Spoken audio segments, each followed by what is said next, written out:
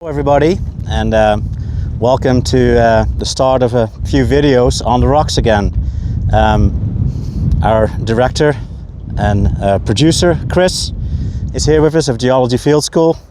Brandon is here again, Dr. Brandon Harper, and myself, Renee Young. Standing on the side of the road here. Over that way is the town of El Paso, and as we drive another 2 or 3 hours in that direction, we'll get to Midland, Odessa. So we're in West Texas. So why did we come all the way to West Texas? Well, we're standing on what's called the Salt Flat Graben here. But as you can see, as we are going to drive towards the direction of Midland, we're going to get into some mountainous terrain. And obviously there's exposures of rocks there, which are always interesting to look at. But in this case, these rocks are really interesting to look at when you're an oil and gas geologist. Okay, so just to kind of look at my terribly drawn map here, just to sort of set the scene. So we're standing here, that's Texas and New Mexico in the Salt Flat Graben, and we're looking out towards the east that way. So what's shown here in blue are these really high peaks far in the distance with the slightly stormy looking clouds hanging over them. Those are the Guadalupe Mountains. Okay, so they're very high peaks. And then as you look further out towards the south and the west, there's some lower lying hills. They're called the Delaware Mountains. Okay, and they're a little lower, and we have different rock types there. So some of the stratigraphy we see in the Guadalupe Mountains is dominated by limestones, carbonates, shallow water. And as we get into the Delaware Mountains, as we get into the basinal part of the system, we get into sandstones and mudstones that are deposited in deep water environments. Okay? Now what's really cool, those mountains are dipping to the east. So they become a basin on the other side. And that basin is called the Permian Basin.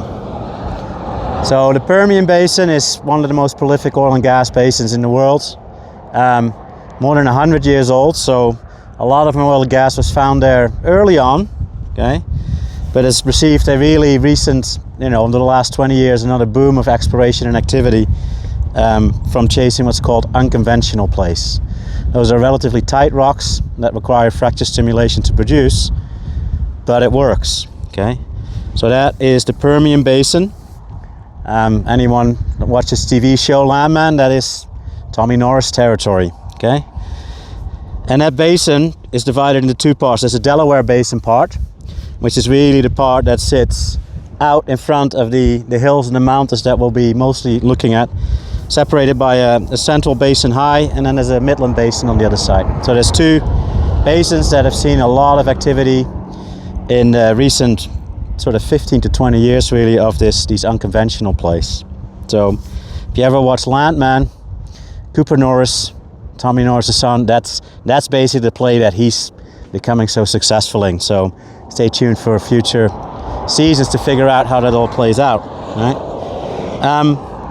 So the rocks that are exposed here dip into the basin, so they are part of the Permian Basin fill. So coming here is really useful to think about stratigraphy and stacking, but very specifically this applies to anybody that's working out in the Permian Basin. Okay.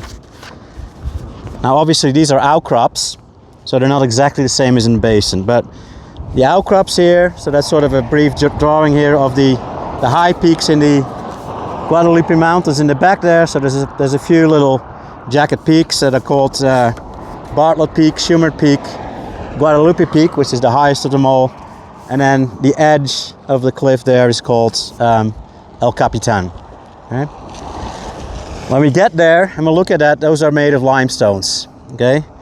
And when we look carefully, they're actually prograding, so they get younger as you move towards the right, okay? Now what sits in the low-lying areas below, not the lowest hills here, but just below the high cliffs, is a set of slightly more recessive units that are dominated by deep water sandstones and mudstones, known as Cherry Canyon and Brushy Canyon and Bell Canyon Formation. So we'll mention some of those formation names. And they're deep water rock types. And then underneath that, you'll see another kind of resistive unit, and that's called the Victoria Peak, so it's another limestone. So we can look here at the various limestones and sandstones and mudstones, and they dip into the basin.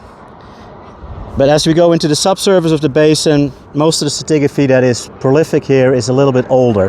So what we're doing here is looking at slightly younger stratigraphy to project what's happening down there. But what's really interesting, down some of the units down in here in the Delaware Basin called the Bone Springs, the Midland Basin is called the Sprayberry, and the Dean is also composed of these interbeds of sandstones and limestones and mudstones deposited in deep water. So we can look at them here and draw very good analogies to those reservoir types. And then below that is a unit called the Wolf Camp, and that really is the unit that set off a lot of this initial play. That is a organic rich mudstone unit.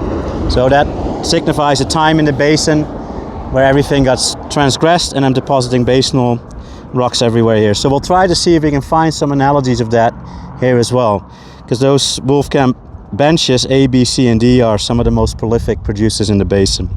And then the base of at least the currently explored system is a shallow water carbonate unit known locally as the Strom. So there's a lot of formation stratigraphy and names and different names when you go from the Delaware to the Midland Basin.